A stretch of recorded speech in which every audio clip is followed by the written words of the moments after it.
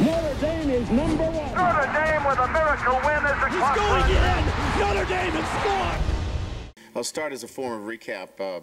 The Boston College game. As I told our football team, I was really proud of the way that they handled a business trip to Boston College. It was very businesslike for them, very mature on the road, handled themselves in a manner in the way they prepared all week against a team that was going to throw everything at them. And I think we saw that occurred in the first half.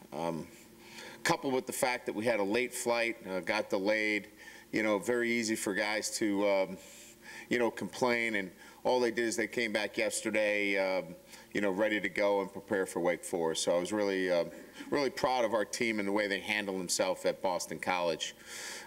Moving forward, obviously, the preparation for Wake Forest, it's at a point in the season where you know what to expect. You know how to prepare, you know how to do the things necessary to get yourself to Saturday.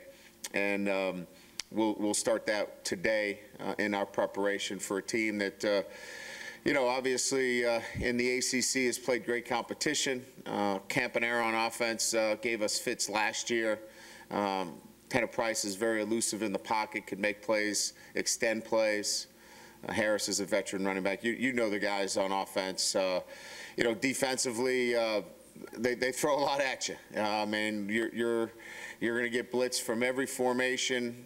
We have to do a great job of making sure that we protect our quarterback, find ways to get after him on the offensive line and running the football. Very athletic, as good as some of the very best in the country in the back end of their defense. Two very good corners, athletic safeties. They match up very well against the top skilled players in the country. Outstanding punter that can flip field position. So, again, another challenge for our football team. We've got 26 seniors that will be playing in the last home game. Excited about the opportunity to send them off in a positive way. And again, just our last home game here this year, our guys will be excited. So with that, I'll open up to questions. Questions in here? Coach, over here. Yes. Is Kavari Russell still kind of on par to come back today, and any other injury/flu concerns? Yeah, he was cleared today to participate, and so again, he passed a number of his tests, his AXM test, which is the software test for the last hurdle for any concussions. He passed, and he'll practice today. No, I think we've handled ourselves as well as we could with the influenza and the bug that was running through us, but nothing that would affect anybody playing on Saturday. From a coaching standpoint, how do you balance the sentimental part of senior day with the fact you've got another road game, a bowl game, more work to do? Yeah, there's a lot of work to do, and I told our team yesterday that certainly the most important thing is for them to get the proper perspective through the week. In other words, yes, it is your last home game, but we got a lot in front of us. And what you'll remember the most is whether you win the game, not that it was your last home game. So make sure that you keep the distractions to a minimum. And if there's any emotion, let that be after the game. Let's have the emotion after the game, celebrating a great victory. So, yeah, there's a little bit of dialogue and conversation about that. Our guys have been around it. They know what it's like, and I expect them to handle it appropriately. I would imagine Goodman's part of your equation to replace the production from Tavares, but can you talk about his year, what he's been through, and how you feel about him now as he's finishing up? He really hasn't been healthy all year. He's battled a number of different ailments, but when we ask him to go in there, he's the center of some big plays. Obviously, Michigan State, and then of course Boston College. John's given us everything he has in his senior year. He's been a great teammate. He'll get a chance now to play a little bit more in the absence of Double D, and of course, Danny Smith will play a lot more in that respect. Again, we'll probably, get TJ moved around a little bit, and the three of them will make up for the loss of Tavares.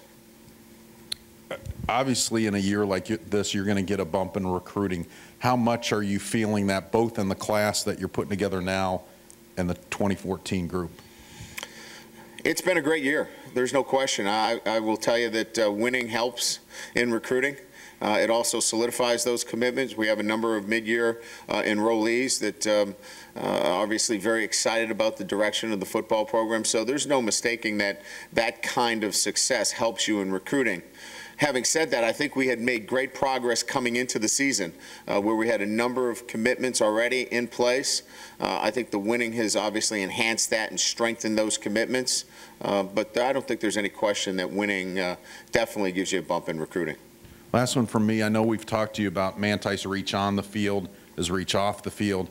How about his legacy? What's he going to leave behind? Because it seems like, again, already some of your recruits are very close with him and the younger players. Can you talk about that?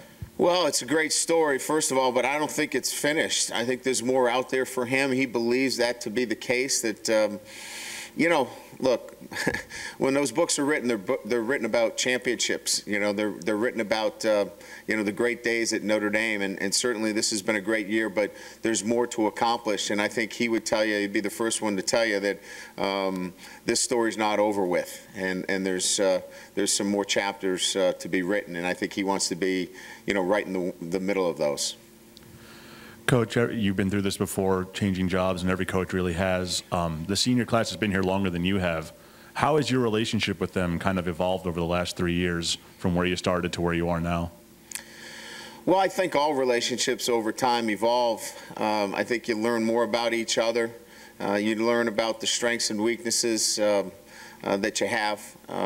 But more than anything else, you begin to trust each other, trust that everybody's here for the same reasons.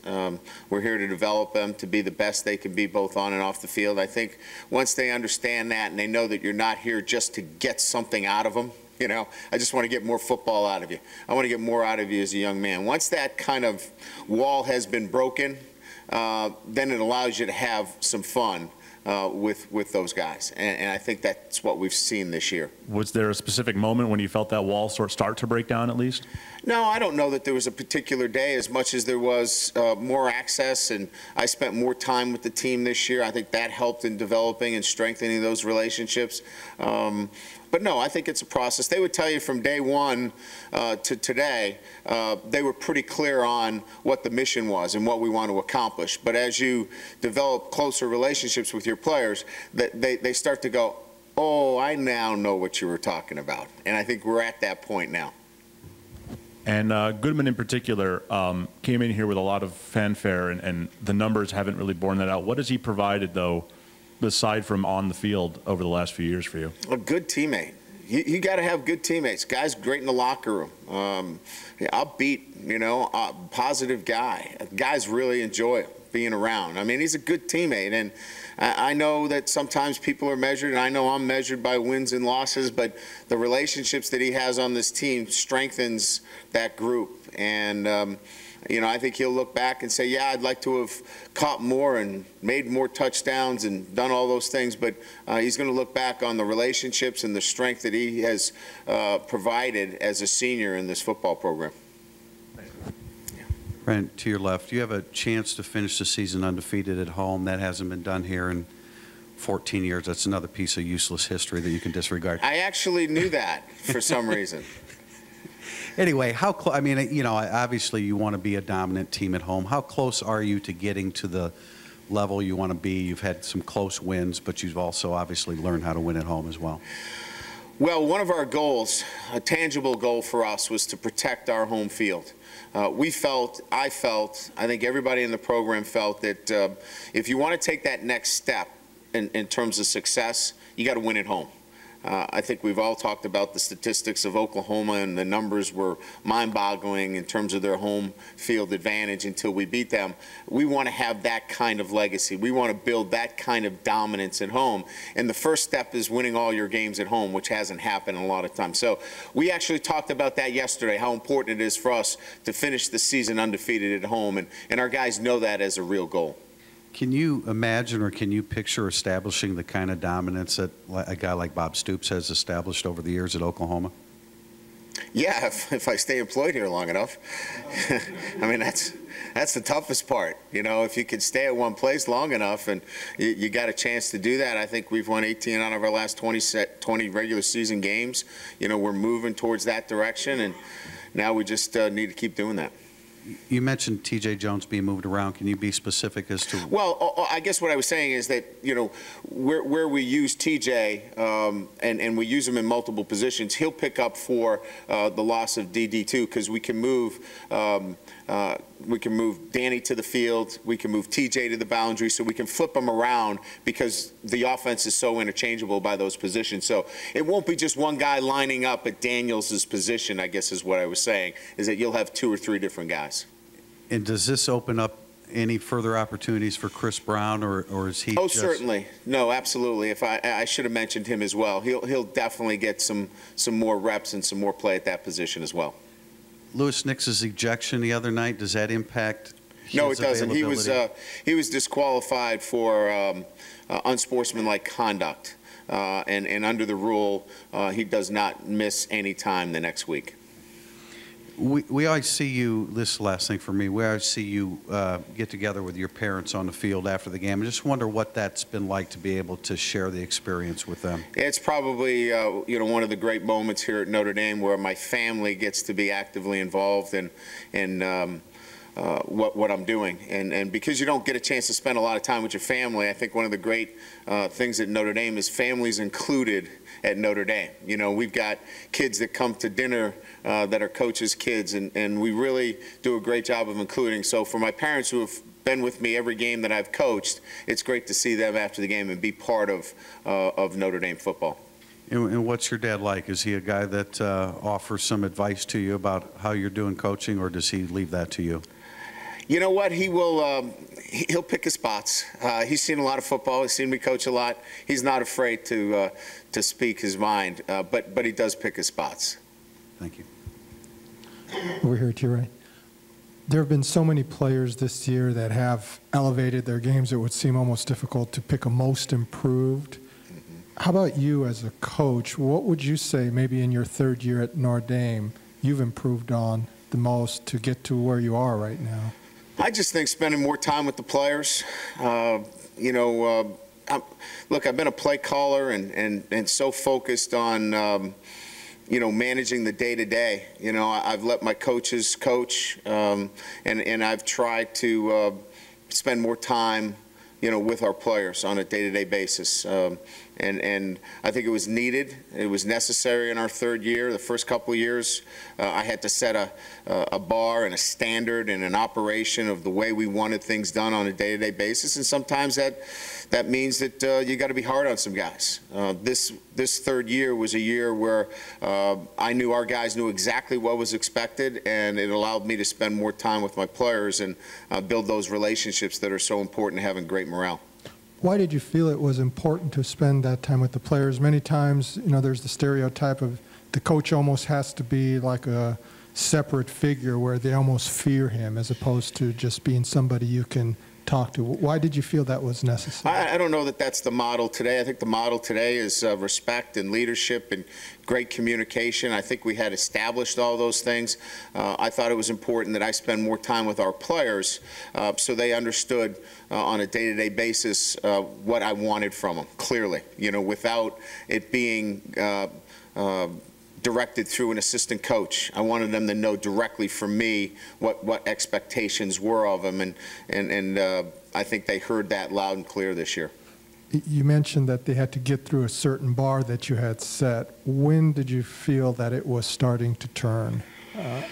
Yeah, I know I get the turn question a lot. You know, it's a process that when you're so involved in it, that you don't know that there's a particular day, but you do know that things are being done the way you want them on a day-to-day basis. You just sense it and feel it. And I don't know that there was one particular day. I think I've said this several times. I think the last couple of years, our players really understood preparation. They understood how to prepare, and they were learning how to play the game. I think we've learned how to play the game on Saturdays a lot better over the last year and a half. And I think that's where we are now in terms of winning football games. Just one thing on Manti. You mentioned Sunday that what you were most proud of was he was 111 of a defense. Did you feel maybe in his first couple years here with you that maybe he tried to overcompensate, and because he's seen as the All-America figure that he has to do everything, and now there's that trust with his teammates on defense? No, but I think sometimes he was feeling as though that he needed to, that he needed to make more plays, and he needed to gamble here and there because of not winning enough games, and so sometimes he pressed. He knows he doesn't have to do that anymore, but he wasn't a guy that was outside the defense. But I know there was a lot of pressure on him, and he places most of that pressure on himself to be a playmaker. And sometimes that tends to put you out of your job itself. And he's done an incredible job of staying within that parameter. Thank you. Brian, up the middle here. Tyler Eifert has obviously gotten rave reviews. Frank Spaziani just raved about him the other night after the game, and now he just stands 5 catches away from Ken McAfee's school record.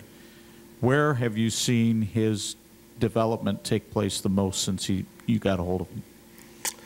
Learning the game. He's learning about the game each and every week. Sometimes at the tight end position, you get labeled as either a pass catcher or a run blocker, and he's broke that mold. He's lined up as a wide receiver. He's lined up attached as a run blocker and a pass protector. Because we all knew one thing that he had, is he could catch the football. So knowledge of the game, and then just developing his skill set this year. This isn't about numbers this year. This is about a guy that's developing himself as a complete tight end. And so if you ask the guys at the next level about Tyler Eifert, they really don't care about how many balls he caught, because they know he can catch the football.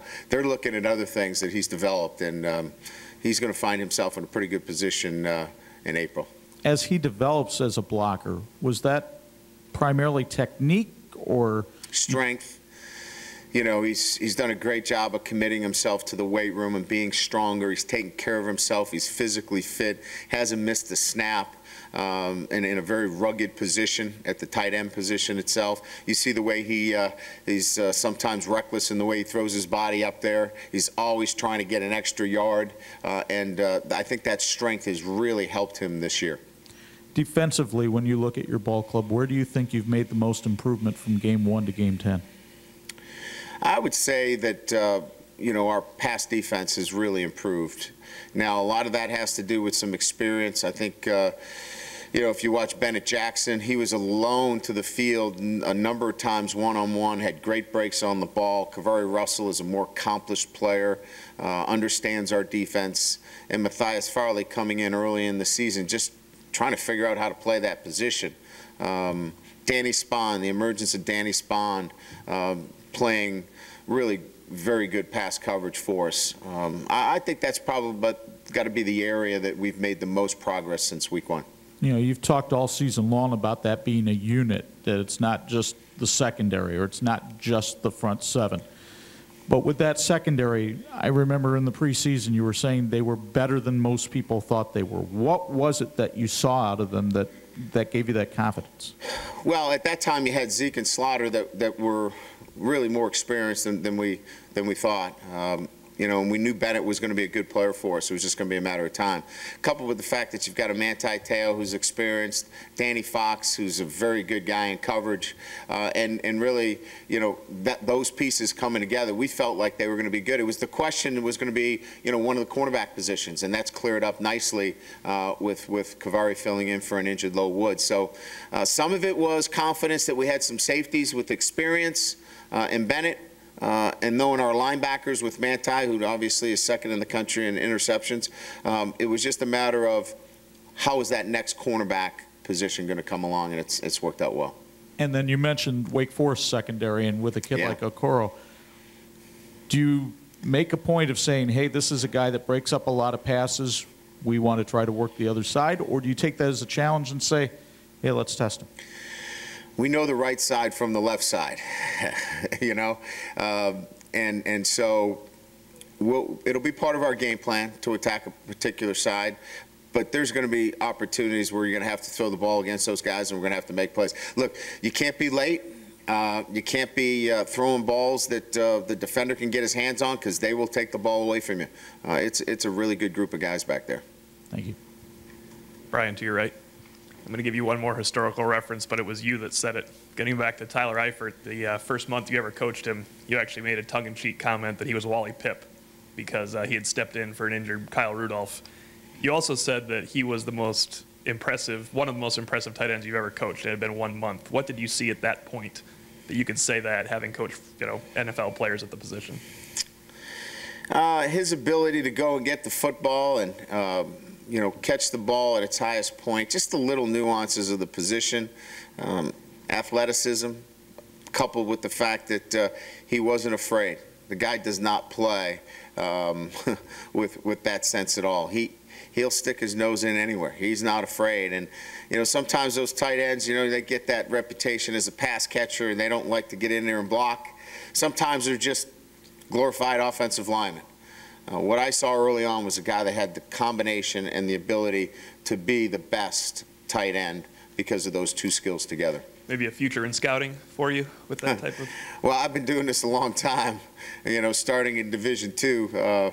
Didn't have many Tyler Eiferts, so we had to try to make our way through developing our players. And so I think we've got a pretty good sense of who those guys are, but you still have to develop them. And you've somewhat touched on this before, but did he kind of change your look of what you could bring here on offense with using a tight end and moving Nicholas to tight end? It's a tight end-based offense this year, and it can be in the future if you continue to bring in that type of athlete.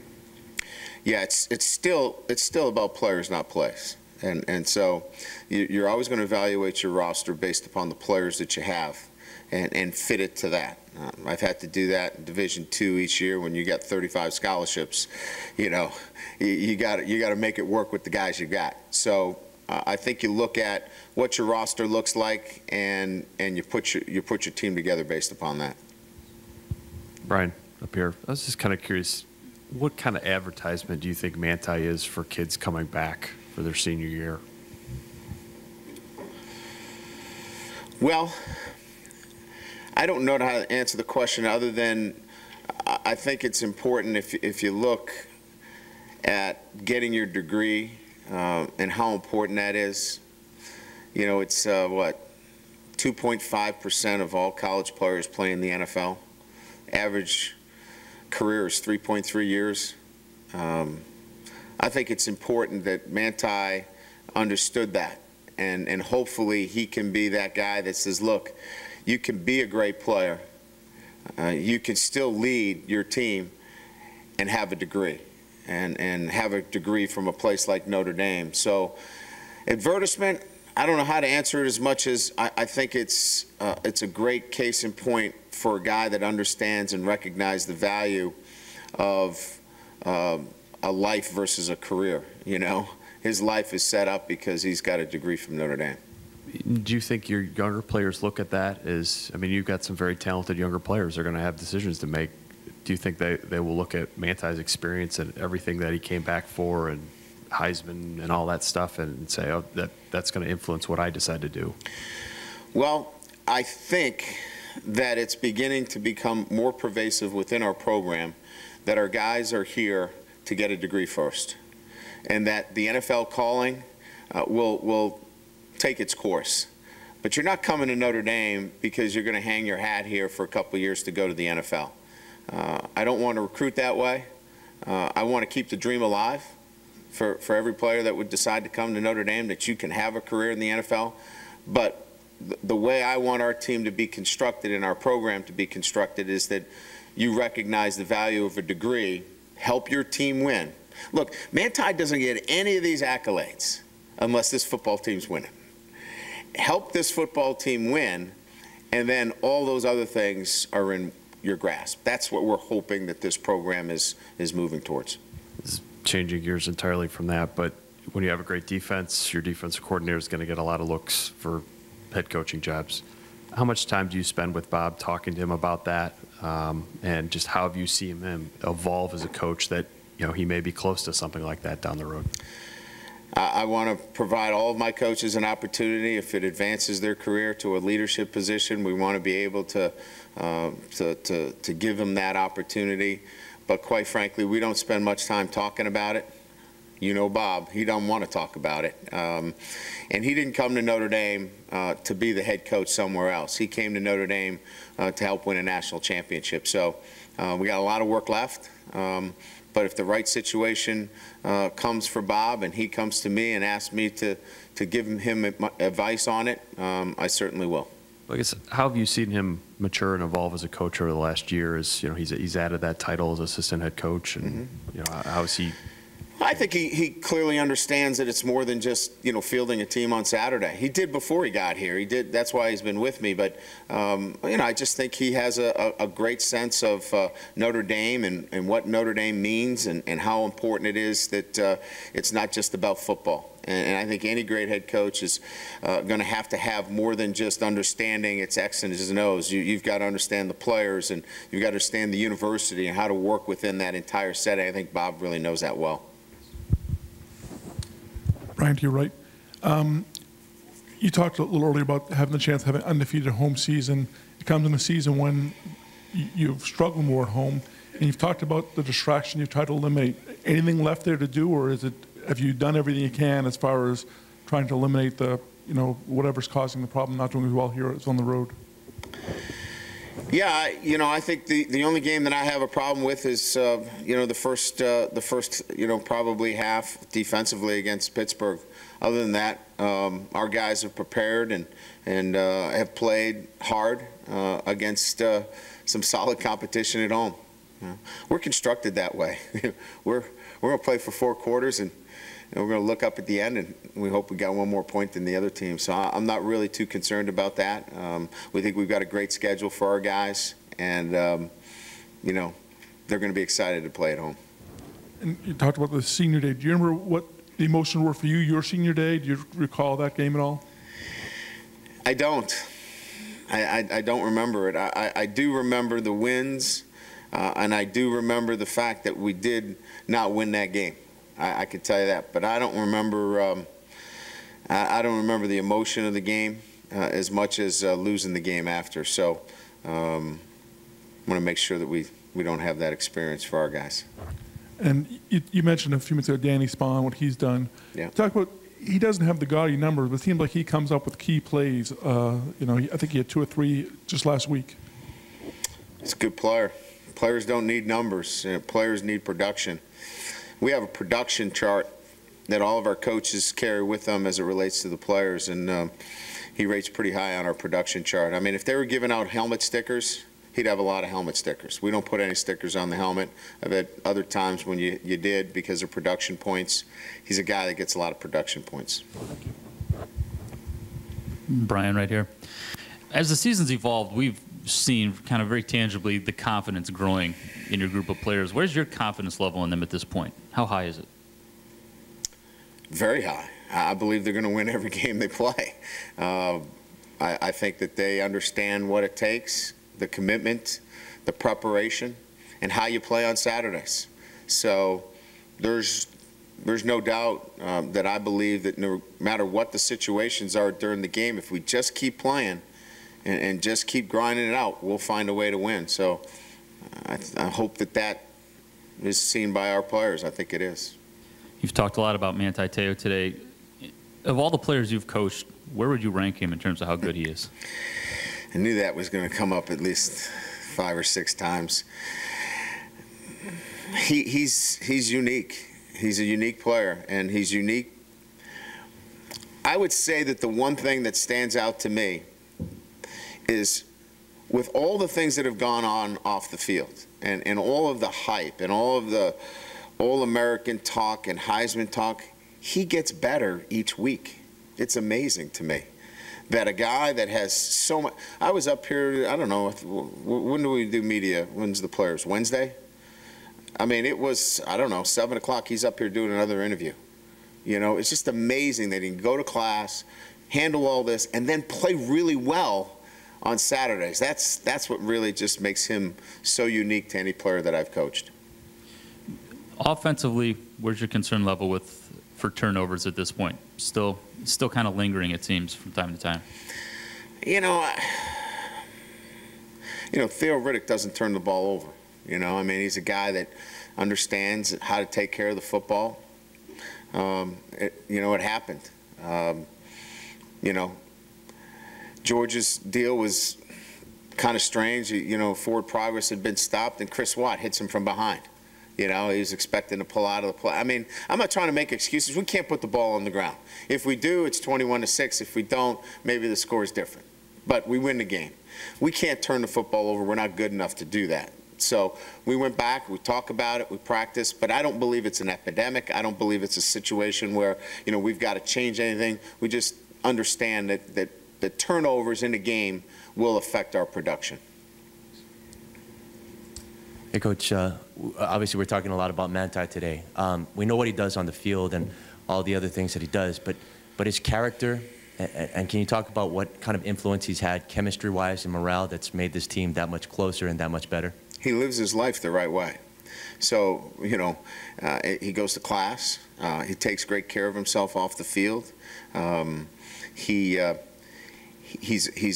a college student. He can laugh and have fun. He can be silly. And he can be tough. He's just, you know, he's all that you would want in a young man as a college student and a representative of Notre Dame. He's a good student. He's fun to be around. And he's one darn good football player. And so when that guy walks in and out of here every day, there's a mirroring effect. And there's a trickle down to the other players in the program. They're going to go, I want to be like that guy. And that's something that you don't get very often. The national attention, has that been any kind of a distraction at all? You would think. I just was commenting on it. You would think. I mean, if I had that kind of media attention, I know that it'd probably adverse affect me. It would distract me, I could tell you that. It just seems to be an easy thing for him to handle and still be focused on going to class and doing the right things and leading his teammates. It's really quite extraordinary.